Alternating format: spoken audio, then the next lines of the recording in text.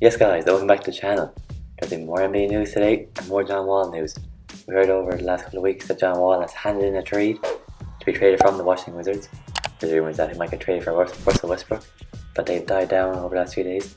But tonight, from Zach Lowe, we heard John Wall and Blake Griffin trade news that the Detroit Pistons have asked the Wizards about John Wall.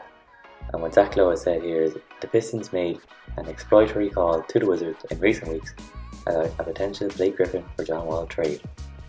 Now, both these players, very talented players, but both have suffered from lots of injuries. Both former number one picks, 2009, Blake Griffin was picked by Clippers, and 2010, John Wall was picked by the Wizards. But what says it all is Blake Griffin, who was injured his whole rookie first season, so he didn't play in that season. And then he came back the next year and he got Rookie of the Year because that was his technically his second season, but his first season playing. They did him unbelievable, 5-time All-Star John Wall is, and 6-time All-Star Blake Griffin is. But just had over recent last few years so many injuries, and it's a shame, because they're both very talented players and probably ruined. We'll see how John Wall comes back from this latest injury and Blake Griffin, but hopefully it doesn't ruin their careers. But definitely they're not going to go as far as they could have gone.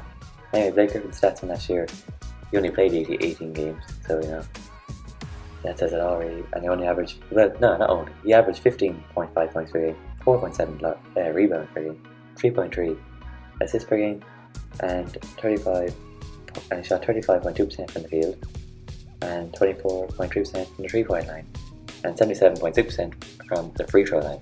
So, not a lot of games there, so you can't take that one. You can't take those stats too seriously. He's only played the 18 with a poor Pistons team, but their stats, and him and Bradley Beal in Washington, maybe, if he goes there, how would that work? How they work together with Bradley Beal in shooting guard and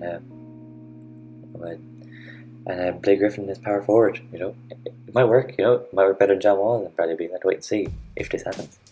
Now, another bit of trade news. Well, it's not even just rumor going around, and that is that rival teams expect the Los Angeles Clippers to trade Lou Williams to create a fresh start. And that's come from Mark Stein. So Mark Stein he's not 100% accurate. He's not like Woj and Shams level, but he gets a couple of stuff right.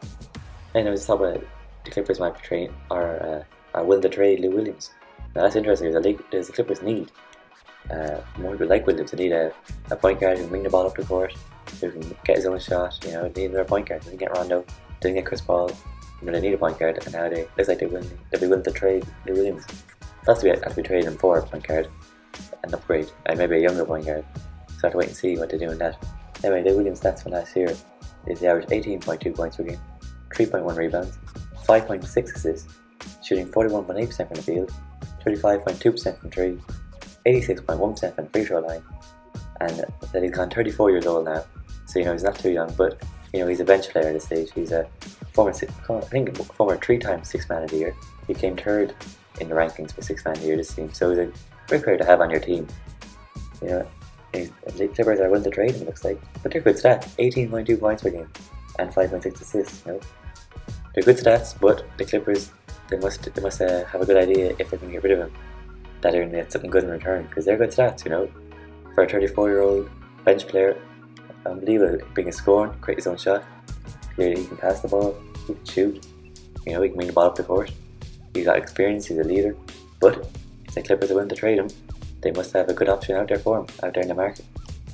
And this isn't guaranteed that they are going to trade him. This could be all a load of bollocks from Mark Stein. But it's a rumor, and I'll put it out there and see if the Clippers actually go for this. And one last bit of news is Woj said that the 2021 All-Star break won't be happening this year.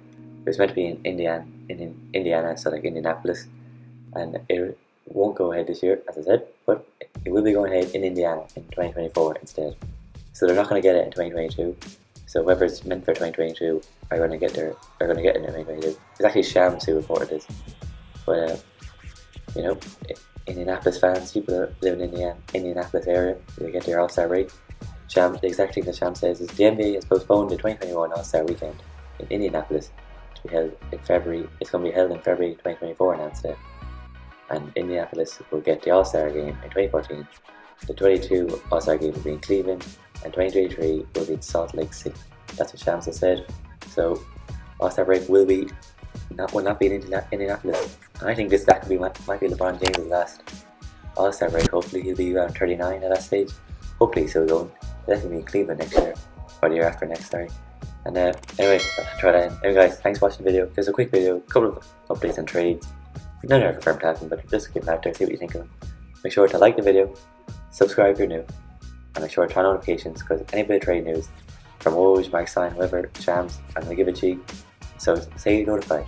And with that said guys, I'm out of here.